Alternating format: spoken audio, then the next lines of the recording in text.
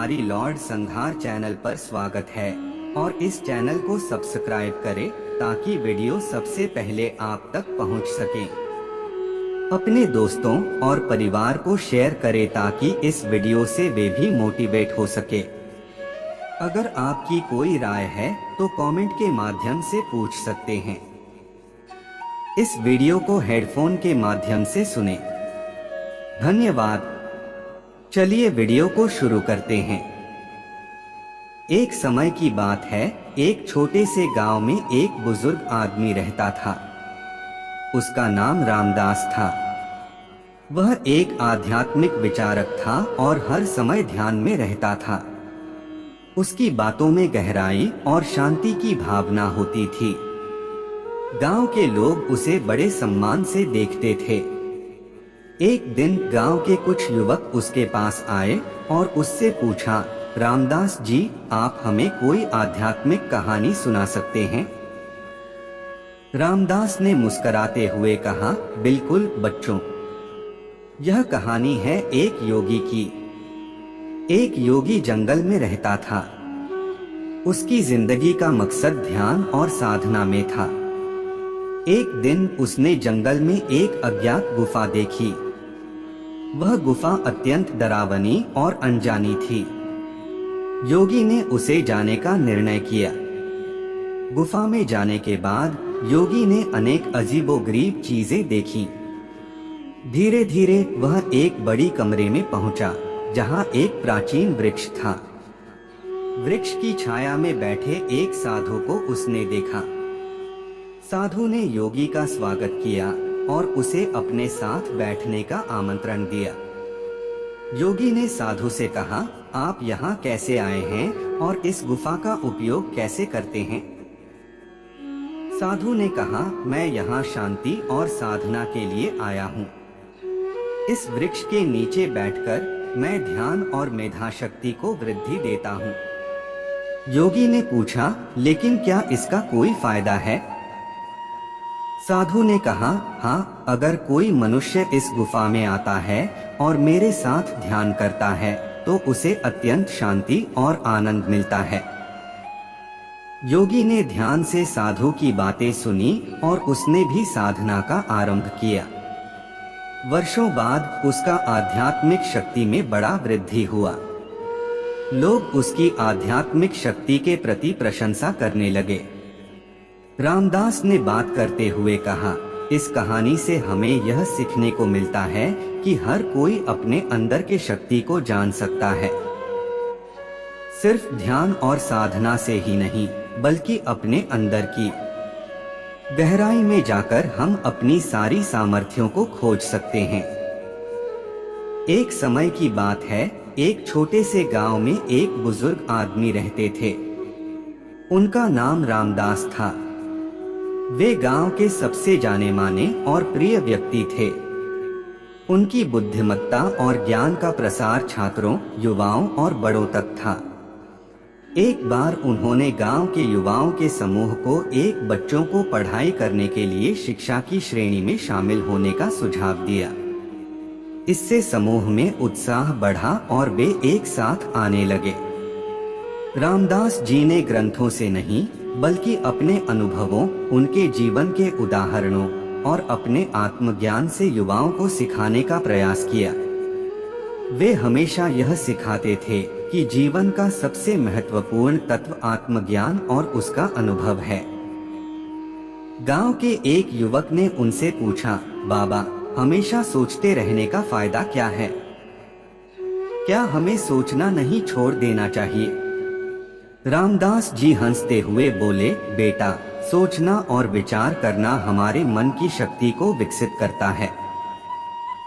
सोचना हमें जीवन के उद्देश्य को समझने में मदद करता है और हमें सही और गलत के बीच अंतर को समझने में सक्षम बनाता है। वे आगे बताते हैं, हालांकि सोचने की प्रक्रिया में हमें समय समय पर विचारों को छोड़ने की भी आवश्यकता होती है। अगर हम हमेशा सोचते रहें तो हमारा मन थक जाता है और हमारी सोचने की क्षमता कम हो जाती है। इसलिए सोचने और अनुभव करने के बीच संतुलन बनाए रखना आवश्यक है। यह सुनकर युवक ने रामदास जी की बातों को गहराई से समझा। उसने इस सीख को अपने जीवन में अमल किया और उसका जीवन समृद्ध और खुशहाल बन गया। वह अब समय समय पर सोचता था, लेकिन उसने सीमित और संतुलित रूप से किया। इस कहानी से हमें यह सीखने को मिलता है कि सोचना और अनुभव करना दोनों ही महत्वपूर्ण हैं, लेकिन उन्हें संतुलित रूप से अपने जीवन में शामिल करना आवश्यक है। यही हमें स्थितिगत और आत्मसात का मार्ग दिखाता है। एक समय की बात है, एक गांव में एक बड़ा ही सोचने वाला आदमी रहता था। वह हमेशा अपने चिंतन में खोया रहता था।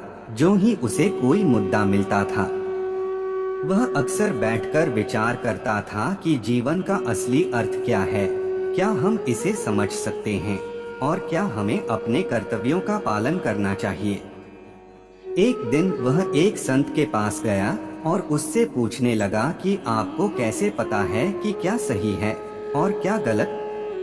संत ने उसे ध्यान से सुना और फिर कहा, बेटा, एक कहानी सुनूंगा जो तुम्हें समझ में आएगी। बहुत समय पहले एक गांव में एक तालीमगार रहता था। उसके पास एक बहुत ही खूबसूरत घड़ी थी जो उसने कई दिनों तक बनाई थी।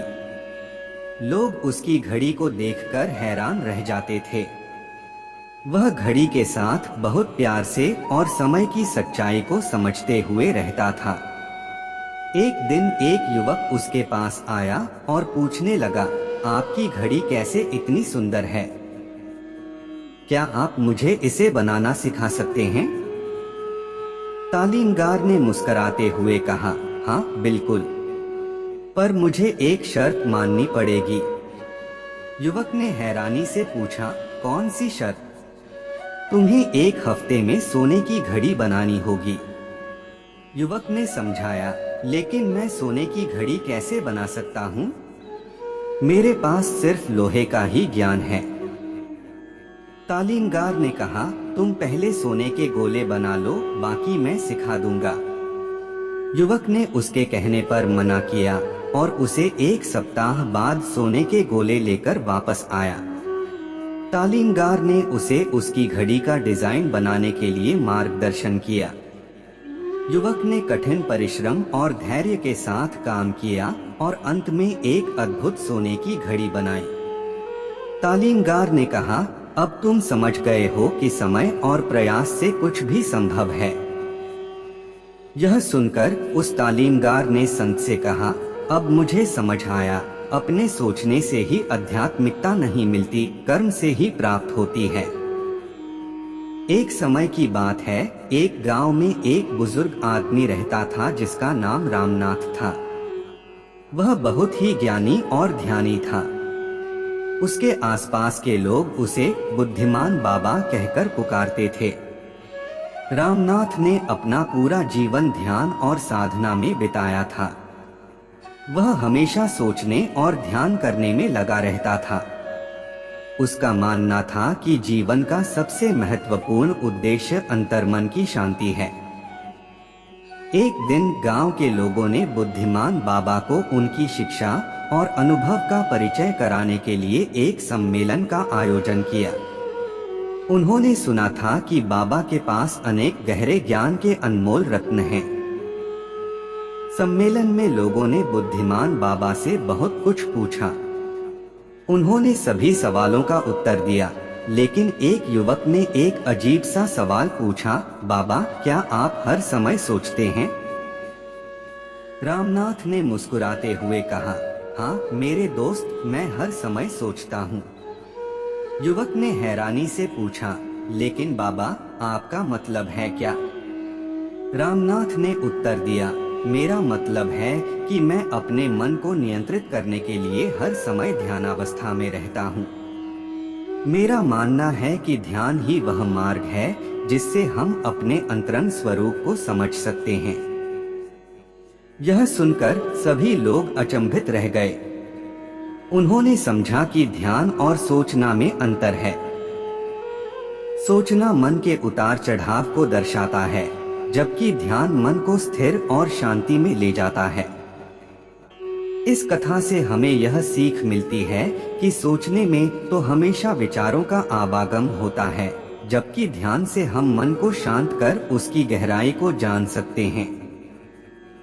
इसलिए हमें ध्यान में रहकर अपने आत्मा के साथ जुड़े रहना चाहिए। एक समय की बात है, एक गांव में एक आदमी था जो हमेशा सोचता रहता था। उसके दिमाग में हमेशा कुछ न कुछ चलता रहता था, जिससे वह चिंतित और उदास रहता था। उसे यह महसूस होता था कि वह अपने जीवन में कुछ अधूरा सा महसूस कर रहा है। एक दिन वह गांव के एक साधु के पास गया और अपनी चिंता का बोझ उसके सामने रख दिया। साधु ने उससे कहा, बेटा, तुम्हारी चिंता का समाधान तुम्हारे अंदर ही है, तुम्हें उसे खोजना होगा। यह सुनकर वह आदमी हैरान था। उसने साधु से पूछा, लेकिन मुझे अपनी चिंता का समाधान कैसे मिलेगा? साधु ने मुस्कुराते हुए कहा, तुम्हें अपने अंदर की आत्मा की ओर देखना होगा।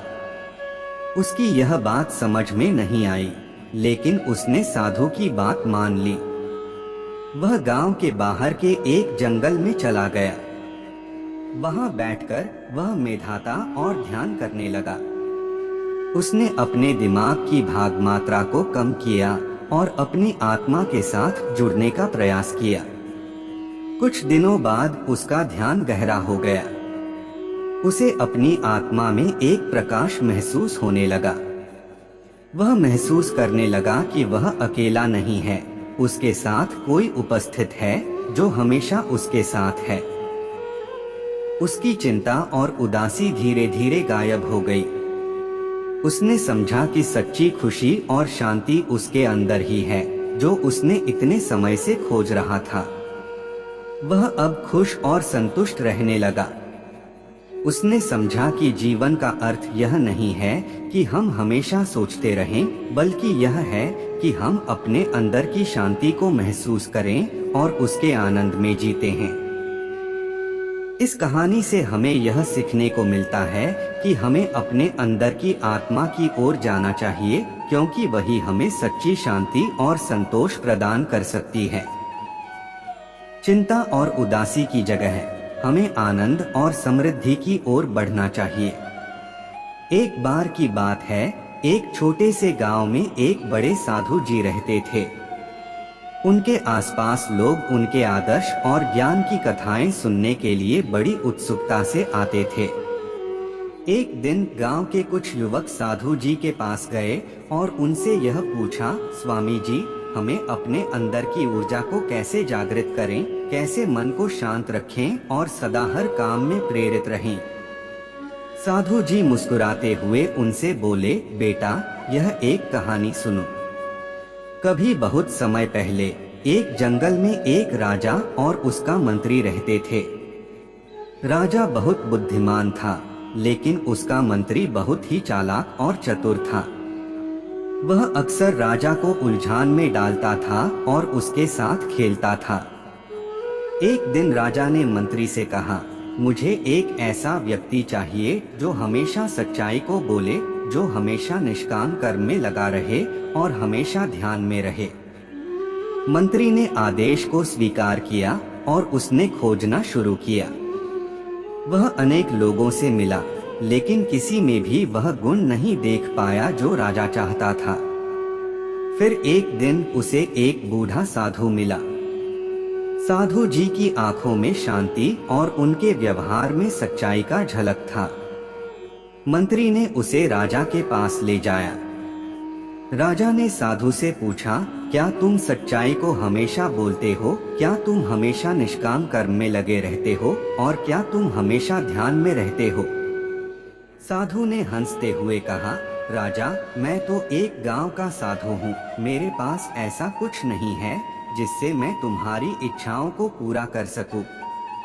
परंतु मैं तुम्हें एक कहानी सुनाऊंगा।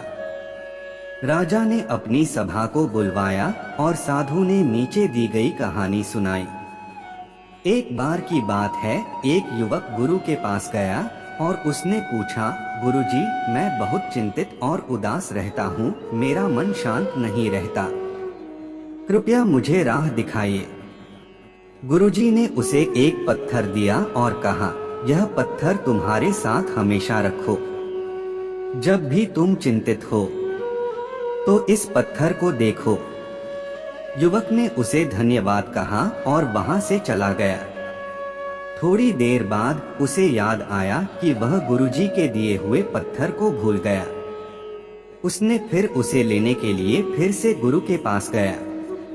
उसने गुरुजी से कहा, गुरुजी, मैंने वह पत्थर भूल गया था, कृपया उसे फिर से मुझे दें। गुरुजी ने कहा, तुम्हें उसे लेने की कोई आवश्यकता नहीं है, तुम्हें यहाँ आया हुआ पत्थर है।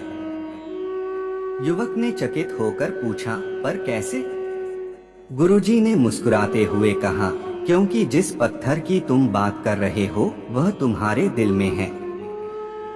साधु ने कहा, यही है सच्चाई बेटा। सुख और शांति के लिए तुम्हें अपने अंदर की ऊर्जा को जागृत करना होगा, अपने मन को शांत रखना होगा और सदैव हर काम में ध्यान में रहना होगा। युवक ने समझा कि साधु जी की बातों में गहराई है। वह ध्यान लगाने लगा, अपने अंदर की ऊर्जा को महसूस करने लगा और सच्चाई को पहचाना। उसका जीवन बदल गया। साधु जी ने समाप्त किया, बेटा, यही है उत्तर। सच्ची खुशियों का स्रोत अपने अंदर में ही है। एक बार की बात है, एक साधु अपने शिष्यों को एक कहानी सुनाने बैठे थे। वे कहते हैं, एक बार एक राजा ने अपने दरबार में अपने सबसे नजदीकी मंत्री को प्रश्न पूछा, आपके अनुसार सबसे बड़ा आत्मसमर्पण क्या है? मंत्री ने गर्व से उत्तर दिया, राजा, सबसे बड़ा आत्मसमर्पण है जो कोई व्यक्ति प्रतिदिन ध्यान में रहकर अपने ईश्वर के लिए विचार करता है और सदा उसकी पूजा करता है। राजा ने मंत्री को स्तुति की और अगले दिन एक और मंत्री को उसी प्रश्न की ओर बुलाया। दूसरे मंत्री ने कहा, राजा, सबसे बड़ा आत्मसमर्पण है जो कोई भी काम करते समय भगवान का स्मरण करता है और सभी कार्यों को भगवान के लिए समर्पित करता है। राजा ने फिर से उस मंत्री की सराहना की और तीसरे दिन एक और मंत्री को वही प्रश्न पूछा। तीसरे मंत्री ने मुस्कुराते हुए उत्तर दिया, राजा, सबसे बड़ा आत्मसमर्पण है जो कोई भी स्थितियों को स्वीकार करता है जो कभी भी होती हैं और उसे भगवान के इच्छानुसार स्वीकार करता है। राजा ने उस मंत्री की भी प्रशंसा की। फिर साधु ने अपने शिष्यों से कहा, देखो बच्चों, सबके पास अपना अपना दृष्टिकोण है। पहले मंत्री ने ध्यान का महत्व बताया, दूसरे ने कर्म का महत्व और तीसरे ने स्वीकार करने का महत्व। इसी तरह हमें भी अपने जीवन में समर्पण के विभिन्न आयामों को समझना चाहिए और उन्हें संतुलित रूप से अपनाना चाहिए।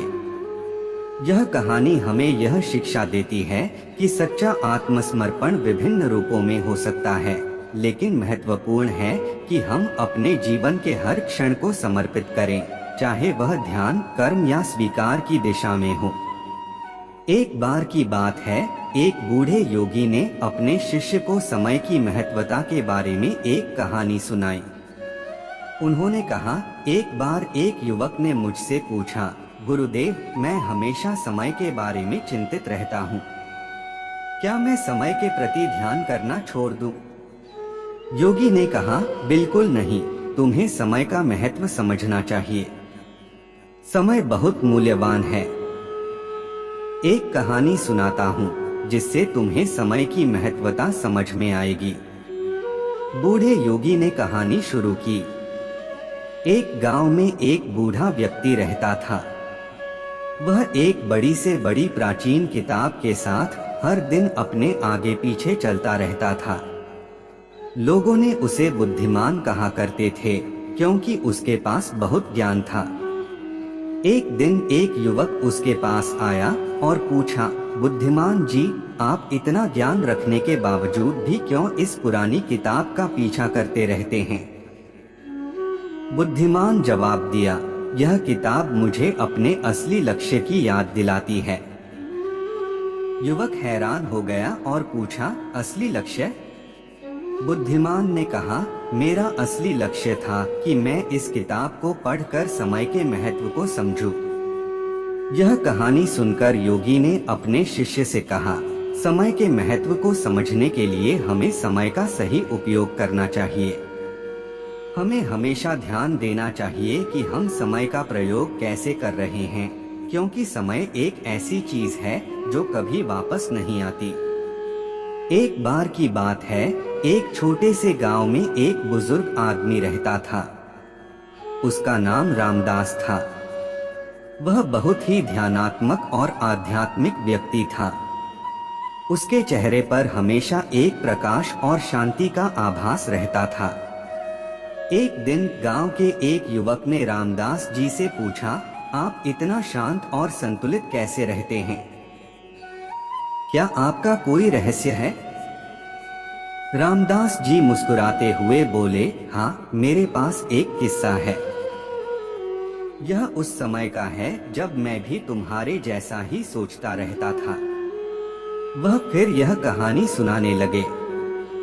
एक समय की बात है, मैं भी बहुत चिंतित और परेशान रहता था। मेरे मन में हमेशा अनेक चिंताएं और उलझनें थीं। मैंने एक दिन एक बूढ़े साधु से मिलने का फैसला किया। उन्होंने मुझे एक विशेष उपाय दिया।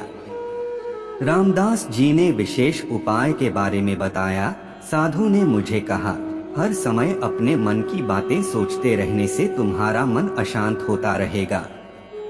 इसके बजाय हर दिन कुछ समय अपने आप को शांति और स्थिरता में ले जाओ।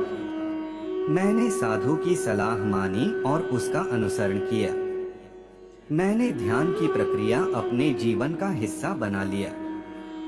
शुरू में यह कठिन था, लेकिन समय के साथ मैंने इसे अपनाया। ध्यान करते समय मेरा मन शांत हो जाता था। ध्यान मुझे मन की गहराई को समझने में मदद करता था। धीरे धीरे मैंने अपने मन को नियंत्रित करना सीख लिया और इसके साथ ही अपने जीवन को भी संतुलित और शांत बना लिया। रामदास जी ने युवक से कहा, इस कहानी का मात्र यही संदेश है कि हमें अपने मन को शांत रखने के लिए समय समय पर ध्यान की आवश्यकता है। ध्यान से हम अपने आत्मा के साथ जुड़ते हैं और जीवन को एक नई दिशा देते हैं। एक बार की बात है, एक गांव में एक बूढ़े व्यक्ति रहते थे जिनका नाम रामदास था। वह एक बहुत ही ध्यानात्मक और आध्यात्मिक व्यक्तित्व रखते थे। रामदास ने हमेशा सोचने की आदत बनाए रखी थी। वह चाहते थे कि वे अपने मन की शांति और आत्मा की संतुष्टि प्राप्त करें। एक दिन एक विद्वान आया और रामदास से पूछने लगा, रामदास, तुम हमेशा सोचते रहते हो, क्या तुम्हें कभी शांति नहीं मिलती? रामदास ने कहा, जी हाँ, मुझे शांति मिलती है। मेरे लिए सोचना ही शांति का साधन है। विद्वान हैरान हो गए और पूछा, कैसे? रामदास ने उत्तर दिया, जब मैं सोचता हूँ तो मेरा मन चुपचाप हो जाता है। मुझे उस स्थिति में एक अद्वितीय अनुभव होता है, जहाँ सिर्फ मैं और मेरे विचार होते हैं। मेरे लिए सोचना ही ध्यान का एक तरीका है और मुझे इसमें आनंद मिलता है। विद्वान ने यह सुनकर समझा कि शांति का मतलब है केवल मन को शांत करना नहीं है, बल्कि यह मानसिक स्थिति में भी प्राप्त की जा सकती है। इस कहानी से हमें यह सीख मिलती है कि हर समय सोचने वाले लोगों का ध्यान और सोचने का तरीका अलग होता है, लेकिन यह उनके आत्मा के विकास में मदद कर सकता है। ध्यान और चिंतन के माध्यम से हम अपने अंतर्मन को समझ सकते हैं और आत्मिक शांति प्राप्त कर सकते हैं। एक बार की बात है, एक छोटे से गांव में एक युवक रहता था जिसका नाम रामू था। रामू बहुत ही सोचने वाला और ध्यानमग्न था। उसके मित्र और परिवार वाले भी हमेशा उसे उसकी इसी विशेषता के बारे में चिंतित रहते थे। एक दिन रामू को एक संत मिला जिनका नाम स्वामी विश्वास था। स्वामी ने रामू के चिंतन के बारे में जानने के लिए पूछा। रामू ने कहा, स्वामी जी, मैं हमेशा यह सोचता रहता हूँ कि जीवन में मुझे क्या करना चाहिए, क्या नहीं करना चाहिए। स्वामी विश्वास ने मुस्कुराते हुए कहा, रामू, जिंदगी का सबसे बड़ा रहस्य यह है कि तुम्हें क्या करना चाहिए, वह तुम जिंदगी को जीकर ही समझ सकते हो। रामू को इस बात का समझना थोड़ा मुश्किल था। स्वामी विश्वास ने जारी किया, जब तुम सोचते रहते हो तो तुम अपने जीवन का सच्चाई को नहीं देख पाते। जीवन का सत्य उसे जीकर ही समझा जा सकता है। रामू ने समझा कि स्वामी विश्वास का कहना कितना सही था। उसके बाद से रामू ने अपनी सोच को छोड़ दिया और जीवन के हर पल को जीने लगा। उसने जाना कि जीवन एक अनुभव है जिसे जीकर ही समझा जा सकता है। इस कहानी का संदेश यह है कि हमें जीवन को सोचकर ही नहीं बल्कि जीकर ही समझना चाहिए। जब हम वास्तव में अनुभव करते हैं तो हम जीवन के असली अर्थ को समझते हैं। एक बार की बात है, एक बड़े शहर में एक गुरुकुल था। उस गुरुकुल में एक बुद्धिमान और साधक गुरु रहते थे जिनका नाम रामदास था। रामदास ने अपने शिष्यों को दिन भर ज्ञान और ध्यान में लगाने का उपदेश दिया करते थे। एक दिन उनके गुरुकुल में एक युवक आया। वह युवक हर समय सोचता रहता था। वह साधना की भावना से प्रेरित था, लेकिन उसके मन में चिंताएं और उलझनें हमेशा रहती थीं। रामदास ने उस युवक का ध्यान आकर्षित किया और उसे अपने शिष्य बनाया। उसने उसे योग, मेधावी विद्या और आध्यात्मिक ज्ञान की शिक्षा दी। लेकिन फिर भी उस युवक का मन हमेशा चिंताओं में उलझा रहता था। एक दिन रामदास ने उस युवक को एक कहानी सुनाई। एक समय की बात है, एक वृद्ध व्यक्ति को एक तीर्थ यात्रा पर जाना था। उसने एक गाइड को संग लिया। यात्रा के दौरान गाइड ने उसे बहुत से सुंदर स्थल दिखाए, लेकिन वृद्ध व्यक्ति का मन हमेशा उसी स्थान पर रहता था जहां वह अभी नहीं पहुंचा था। गाइड ने उसे पूरी ध्यान देने का सुझाव दिया, लेकिन वह व्यक्ति समय बिताने के लिए उदास और अधिक सोचता रहता था। आखिरकार तीर्थ यात्रा के अंत में जब उसने उसी स्थान पर पहुंचा जहां उसका मन हमेशा रहता था, तो उसने देखा कि वहां कुछ नहीं था। सभी दृश्य उसने अपने सोच के आधार पर बनाए थे। वह समझ गया कि जीवन को वास्तविक रूप से जीने का आनंद सोचने वालों को नहीं, बल्कि वे हैं जो वास्तव में अपनी प्राप्तियों का आनंद लेते हैं। रामदास की यह कहानी सुनकर उस युवक का दिल बदल गया। उसने समझा कि उसका मन हमेशा अधिक सोचने में व्यर्थ नहीं जाए, बल्कि वह वास्तव में जीवन का आनंद उठाए। उसने ध्यान और आत्म साक्षात्कार के माध्यम से अपनी चिंताओं को दूर किया और अब वह खुश और शांतिपूर्ण जीवन जीने लगा। एक समय की बात है, जब एक युवक नामक्रम अर्जुन था। वह एक बहुत ही बुद्धिमान और योद्धा था, लेकिन एक दिन उसके मन में बहुत सी उलझन थी। वह महाभारत के युद्ध में अपने परिवार और गुरु के खिलाफ लड़ने के लिए तैयार हो रहा था, लेकिन उसे अचानक दुविधा हो गई कि क्या वह युद्ध करना चाहिए या नहीं। युद्ध के इस संघर्ष में अर्जुन ने भगवान कृष्ण से सलाह मांगी। उसने कृष्ण से कहा, हे कृष्ण, मैं समझ नहीं पा रहा हूँ कि क्या सही है और क्या गलत। मेरे मानसिक और आध्यात्मिक दृष्टिकोण से युद्ध करना उचित नहीं लगता। कृष्ण ने अर्जुन के अटल निश्चय को समझते हुए उसे भगवद गीता का उपदेश दिया। उन्होंने अर्जुन को समझाया कि युद्ध करना उसका कर्तव्य है, क्योंकि वह धर्म का पालन कर रहा है और अपने कर्तव्य के प्रति वफादारी निभा रहा है। कृष्ण ने अर्जुन को यह सिखाया कि एक सच्चे योद्धा के रूप में उसे युद्ध में न फल की चिंता करनी चाहिए बल्कि कर्तव्य पर ध्यान केंद्रित करना चाहिए। वह उसे बताया कि कर्म का फल केवल ईश्वर के हाथ में होता है और हमें अपने कर्म करने का ध्यान केंद्रित करना चाहिए। भगवद गीता के माध्यम से भगवान कृष्ण ने अर्जुन को सांगलिक कर्म का महत्व समझाया, जो उसे समझाने में मदद करता है कि वह अपने कर्तव्य को कैसे पूरा कर सकता है और साथ ही साथ आत्मा को उन फलों के बंधन से मुक्ति प्राप्त हो सकती है। इस कहानी से हमें यह सीखने को मिलता है कि हमें अपने कर्तव्य का पालन करते हुए सच्चाई और धर्म की प्राप्ति के लिए हर समय सावधान रहना चाहिए। भगवान कृष्ण का उपदेश हमें यह बताता है कि हमें समाधान और संगठन के साथ कर्म करना चाहिए और अपने मन की स्थिति पर नियंत्रण बनाए रखना चाहिए। बिल्कुल, चलिए आइए एक धार्मिक कहानी सुनाते हैं। यह कहानी महाभारत के एक प्रसिद्ध चरित्र और भगवान श्री कृष्ण के एक महान उपदेश पर आधारित है। कृष्ण और उसके प्रिय मित्र अर्जुन की बातचीत भगवद गीता में विविध रूपों में उपस्थित है।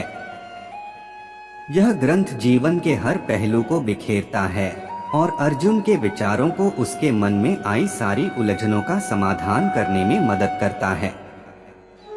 महाभारत युद्ध के आगे बढ़ते हुए अर्जुन अपने द्वारका के चक्रवर्ती सखा कृष्ण के साथ रथ पर खड़े हुए उसे विस्मयचकित कर देता है। वह अपने भय और संदेहों का वर्णन करता है जो उसे युद्ध के दिनों में बाधित कर रहे हैं। कृष्ण उसके साथ शांति और समझदारी से बातचीत करते हैं और उन्होंने उसे समझाया कि धर्म का पालन करने का मतलब वह कर्तव्य का पालन करता रहे बिना भय और संदेह के। उन्होंने अर्जुन को युद्ध में अपने कर्तव्य का पालन करने की प्रेरणा दी और उन्हें यह बताया कि कर्तव्य का पालन करना ही असली जीवन का उद्देश्य है। श्री कृष्ण का यह उपदेश आज भी हमें स्पर्श करता है, विशेष रूप से जब हम अपने जीवन में विभिन्न संदेहों और उलझनों के सामना करते हैं। यह हमें यह सिखाता है कि हमें अपने कर्तव्यों का पालन करते हुए अपने कार्यों में समर्पित रहना चाहिए और डर और संदेह को परास्त करना चाहिए। इसके बजाय हमें सकारात्मकता, साहस और निस्वार्थता के साथ आगे बढ़ना चाहिए। यह वास्तव में एक अद्भुत धार्मिक कथा है जो हमें जीवन के मूल्यों को समझने में मदद करती है। यह हमें ध्यान में और निरंतरता में रहकर अपने कर्तव्यों का पालन करने के महत्व को समझाती है। एक बार की बात है, एक छोटे से गांव में एक युवक था जिसका नाम रामू था। वह बहुत ही अधिक सोचने वाला था।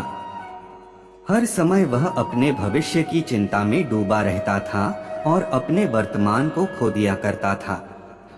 उसके मन में हमेशा अनिश्चितता का भय रहता था। एक दिन रामू को एक पंडित जी से मिलने का मौका मिला। पंडित जी ने उससे कहा, बेटा तुम बहुत सोचते हो, लेकिन सोचना ही सब कुछ नहीं होता। जिंदगी को जीने के लिए काम करो। रामू को यह बात समझ में नहीं आई। वह सोचता रहा कि कैसे वह काम करेगा और क्या करेगा। फिर एक दिन रामू को एक गांव के पंडित ने बताया कि उनके गांव में एक विशाल रथ यात्रा होने वाली है जिसमें भगवान कृष्ण की मूर्ति को लेकर भव्य रथ गांव से निकलेगा। रामू को यह सुनकर एक नई उम्मीद की किरण जगी। वह सोचा, शायद मुझे इस यात्रा में भाग लेना चाहिए। यह सुनकर वह ने निर्णय लिया कि वह भगवान कृष्ण की मूर्ति को लेकर रथ यात्रा में शामिल होगा। यात्रा के दौरान रामू ने अपने आप को खोजना शुरू किया। वह समझने लगा कि जीवन में अधिक सोचने से कुछ भी हासिल नहीं होता। सच में उसका अधिक सोचने का नतीजा सिर्फ उसे अधिक चिंता और असंतोष मिला। उसने समझा कि भगवान कृष्ण ने हमें जीवन को एक उत्सव के रूप में मानने की सीख दी है। उसने अपने मन की सुनी और उसे भगवान के आदर्शों के अनुसार जीने का निर्णय लिया। इस कथा से हमें यह सीख मिलती है कि हमें अपने भविष्य की चिंता करने की बजाय वर्तमान का मजा लेना चाहिए। जीवन को उत्सव के रूप में जीने का सीधा रास्ता है, और जब हम भगवान के मार्ग पर चलते हैं तो हमें सफलता की प्राप्ति होती है। एक समय की बात है, एक बड़े गांव में एक बहुत ही ध्यानी और भक्तिभाव से जीने वाला युवक था। उसका नाम राधे था। राधे हमेशा गोपाल की भक्ति में रमता रहता था और उनके चरणों में अपना समय बिताता था। एक दिन राधे ने महाराज कृष्ण से मिलने का मन बनाया। वह उनसे अपने जीवन के महत्वपूर्ण सवालों का समाधान चाहता था। इसलिए वह अपने गांव के पंडित जी के पास गया और उनसे कहा, मुझे महाराज कृष्ण से मिलना है, कृपया मेरा मार्गदर्शन करें। पंडित जी ने उसे कहा, राधे, महाराज कृष्ण से मिलना अब सिर्फ तेरे आत्मा की शुद्धता और साधना पर निर्भर करता है। तुम्हें उनके दर्शन के लिए उसके ध्यान में जाना होगा। राधे ने पंडित जी की सलाह मानी और कृष्ण की ध्यान और भक्ति में रत रहने लगा।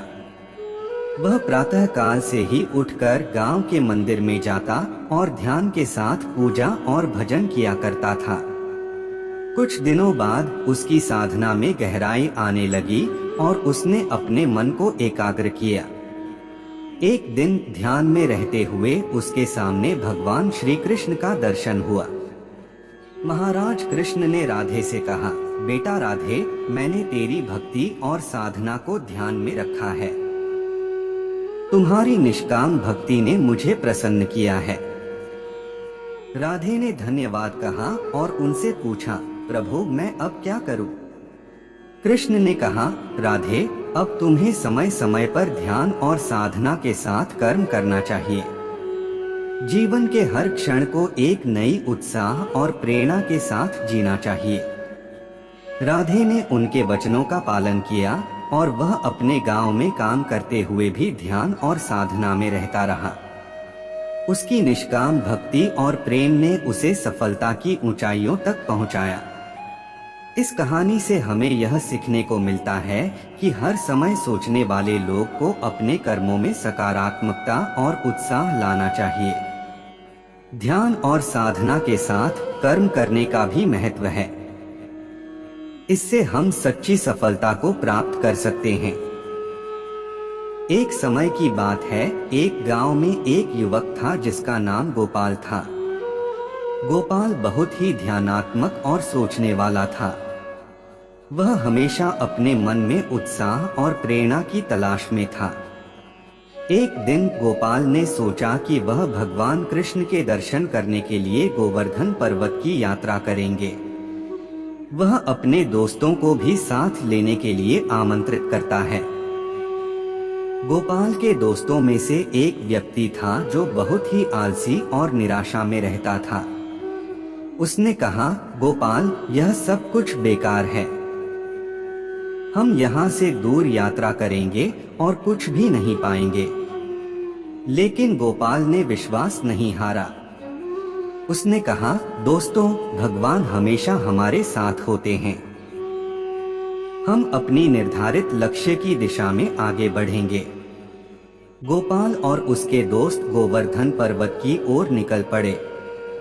रात के समय जब वे पर्वत के चारों ओर चल रहे थे, अचानक तेज बारिश शुरू हो गई। गोपाल और उसके दोस्त भगवान कृष्ण की कृपा से एक छोटे से गुफा में शरण ले गए। वहां बैठकर गोपाल ने अपने दोस्तों को समझाया, ये बारिश हमें रुकने नहीं देगी। हमें अपने लक्ष्य की दिशा में आगे बढ़ना चाहिए। गोपाल ने अपने मन को संयमित रखकर ध्यान में लगाया। उसने अपने दोस्तों को भी प्रेरित किया कि उन्हें भगवान कृष्ण के दर्शन करने का संकल्प कभी न छोड़े। बाद में बारिश ठंड हो गई और गोपाल और उसके दोस्तों ने गोवर्धन पर्वत के ऊपर भगवान कृष्ण की प्रतिमा की पूजा की। उन्होंने अपने जीवन की सारी मुश्किलें और अवस्थाओं के लिए उन्हें धन्यवाद दिया। इस कथा से हमें यह सीखने को मिलता है कि जीवन में किसी भी परिस्थिति में हार नहीं माननी चाहिए। हमें हमेशा अपने लक्ष्य की दिशा में अग्रसर होकर चलना चाहिए और भगवान की कृपा पर विश्वास रखना चाहिए। गोपाल की यह साहसी और उत्साही दृष्टिकोण हमें हमेशा प्रेरित करता है कि हमें कभी भी हार नहीं माननी चाहिए। एक बार की बात है, वृंदावन के गांव में एक युवक नामक था। उसका नाम गोपाल था। गोपाल बहुत ही सोचने समझने वाला था। वह हर समय जीवन के गहराइयों में खोया रहता था।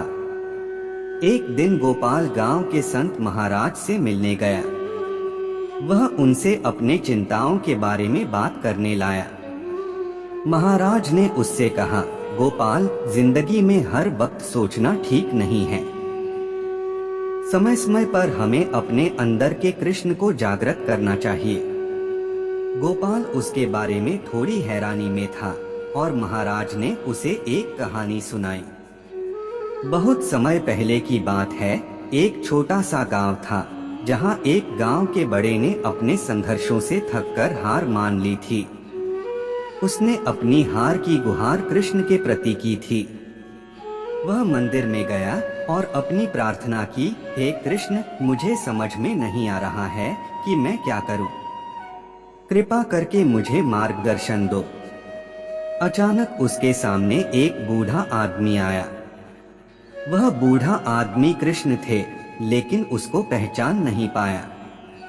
बेटा, तुम्हें क्या समस्या है? कृष्ण ने पूछा। बड़े ने अपनी समस्या सुनाई और कहा, मुझे लगता है कि जिंदगी में हार मान लेना ही सही है। कृष्ण ने हंसते हुए कहा, बेटा, तुमने गलत तरीके से कृष्ण को धर्म समझा है। धर्म में हार नहीं होती। तुम्हें फिर से प्रयास करना चाहिए। बड़े ने कहा, लेकिन मैंने तो बहुत प्रयास किया। कृष्ण ने कहा, हाँ, तुमने प्रयास किया, लेकिन तुमने मुझे अपने साथ नहीं लिया। बड़े ने आखिरी बार प्रयास किया और कृष्ण के साथ अपनी हर सांस को समर्पित किया और उसने अपने प्रयासों के फलस्वरूप अच्छी सफलता प्राप्त की। बड़े ने समझा कि कृष्ण हर कार्य में उनके साथ हैं और उनके साथ हमेशा सहायता करते हैं। गोपाल ने समझा कि हर समय सोचने के बजाय हमें कृष्ण के साथ समर्पण और उसकी शरण में जाना चाहिए। इससे हमें न केवल जीवन में सफलता मिलती है, बल्कि हमें आध्यात्मिक ऊर्जा और मोटिवेशन भी मिलता है। एक समय की बात है, एक गांव में एक बुद्धिमान ब्राह्मण रहते थे। उनका नाम नरेश था। वह बहुत ही ज्ञानी और ध्यानी थे और उन्हें योग और ध्यान का अच्छा ज्ञान था। नरेश के गांव में एक समय अचानक अद्भुत समय आया। गांव के लोग चिंतित थे क्योंकि उनके गांव को एक विपरीत प्रकार का रोग लग गया था। जितने भी लोग रोग से प्रभावित हुए थे, वे सब ही गंध हो गए थे। डॉक्टरों ने उन्हें कहा कि इस रोग की कोई दवा नहीं है और लोग एक ही उम्र में मर रहे हैं। इस समस्या को देखते हुए नरेश ने सोचा कि वह कुछ करना चाहिए। वे अपने ध्यान के साथ विचार करने लगे। फिर एक दिन उन्हें एक सपना आया। उन्हें एक दिव्य आवाज सुनाई दी, नरेश, तुम्हें गांव के लोगों की सहायता करनी चाहिए। तुम्हें उन्हें श्रद्धा के साथ भगवान की शरण में लाना चाहिए। नरेश ने उस सपने का मतलब समझा और उन्होंने गांव के लोगों को भगवान की शरण में लाने का प्रयास किया। वे लोगों को सत्य, ध्यान और प्रेम की महत्ता के बारे में शिक्षा देने लगे। एक दिन भगवान कृष्ण उनके समक्ष प्रकट हुए और उन्हें बताया कि वे अपनी भक्ति और विश्वास में दृढ़ हों और उनकी समस्या हल हो जाएगी। नरेश ने लोगों को भगवान कृष्ण की भक्ति की ओर प्रेरित किया। लोगों ने भगवान की पूजा अर्चना की, मंदिर बनवाया और उन्हें अपने जीवन में समाहित किया। धीरे धीरे उनका रोग समाप्त हो गया। इस कथा से हमें यह सीखने को मिलता है कि हर समय सोचने वाले लोग जो भगवान की शरण में रहते हैं हमेशा सहायता कर सकते हैं, चाहे समस्या कितनी भी भयानक क्यों न हो। वे अपने श्रद्धा, समर्पण और प्रेम से हर कठिनाई का सामना कर सकते हैं और सफलता प्राप्त कर सकते हैं। एक समय की बात है, एक गांव में एक युवक था जो हमेशा सोचता रहता था। उसके मन में अनेक प्रश्न थे, जैसे कि जीवन का अर्थ क्या है, सच्चाई क्या है और भगवान कहाँ है। वह अपने सभी सवालों का उत्तर ढूंढने में लगा रहता था। एक दिन उसने एक साधु को मिला जो उसे बहुत ही शांत और संतुलित नजर आया। युवक ने उस साधु से अपने सभी प्रश्नों के उत्तर मांगे। साधु ने मुस्कुराते हुए कहा, बेटा, जब तक तुम अपने मन को शांत नहीं करते तब तक सभी प्रश्नों का उत्तर तुम्हें नहीं मिलेगा। युवक ने उससे पूछा, कैसे? साधु ने कहा, कृष्ण की एक कथा सुनो। कृष्ण की एक बड़ी मंदिर थी जहां लोग रोज उनकी पूजा करते थे। एक बार एक गरीब शूद्रा आया और उसने बड़े ही भक्ति भाव से कृष्ण की पूजा की। वह दिन रात कृष्ण का नाम जपता और उनके भजन में लीन रहता। एक दिन मंदिर के पुजारी ने उसे देखा और उसे बाहर निकाल दिया, क्योंकि वह एक शूद्र था और मंदिर में प्रवेश की अनुमति नहीं थी। शूद्रा ने बहुत दुखी होकर कृष्ण से निवेदन किया। उस रात कृष्ण ने पुजारी को सपने में आकर बताया कि उस शूद्रा की पूजा में उन्हें अधिक प्रीति है। पुजारी को समझ आया कि वह गलत था और उसने उस शूद्रा को मंदिर में प्रवेश की अनुमति दी। यह सुनकर युवक ने साधु से पूछा, यह कहानी क्या सिखाती है? साधु ने कहा, बेटा, हमें हमेशा यह याद रखना चाहिए कि भगवान हर किसी के दिल में निवास करते हैं। उनकी प्रीति और ध्यान में भेद नहीं किया जाता। अगर तुम सच्चे दिल से उन्हें चाहते हो और उनके पास जाने की कोशिश करते हो तो उन्हें मिल जाएगा। युवक ने इस बात को समझा और उसके मन में शांति आई। उसने समझा कि जीवन का अर्थ उत्तमता और प्रेम में है, जो सभी जीवों के अंतर्निहित है।